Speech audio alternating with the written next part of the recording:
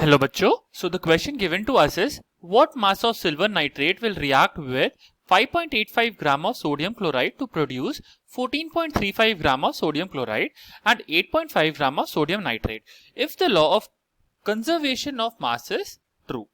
तो इस क्वेश्चन को शुरू करते हैं। तो इस क्वेश्चन का जो की कॉन्सेप्ट है जिससे हम इस क्वेश्चन को सॉल्व करेंगे वो है law of conservation of mass. ठीक है, कंजर्वेशन ऑफ मास।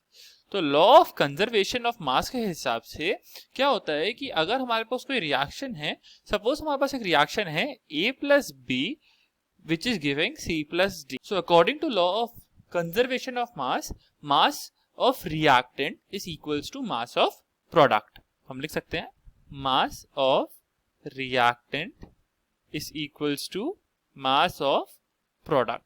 मतलब रिएक्शन से पहले हमारे पास जितना मास था उतना ही मास का प्रोडक्ट फॉर्म होगा। ठीक है, तो हम लिख सकते हैं कि mass of A plus mass of B is equals to mass of C plus mass of D। तो हमारे पास क्वेश्चन में गिवन है सिल्वर नाइट्रेट जो रिएक्ट कर रहा है सोडियम क्लोराइड के साथ। तो इसके रिएक्शन लिखते हैं। तो इसकी केमिकल रिएक्शन बनेगी AgNO3 प्लस NaCl। ये हमें देगा NaNO3 NaNO3 प्लस AgCl।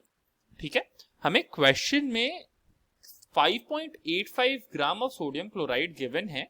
तो ये हमारे मास ऑफ सोडियम क्लोराइड है 5.85। ठीक है, और हमारे पास गिवन है 14.35 ग्राम ऑफ सिल्वर क्लोराइड। तो हमें AgCl का मास गिवन है। सिमिलरली NaNO3 का मास हमें 8.5 गिवन है। तो हमें AgNO3 का मास निकालना है। तो सपोज कर लो कि X है, तो इसमें हम लिखेंगे mass of reactant is equals to mass of product. ठीक है, तो X plus 5.85 is equals to 8.5 plus 14.35। इधर जो X है वो मास ऑफ AgNO3 है।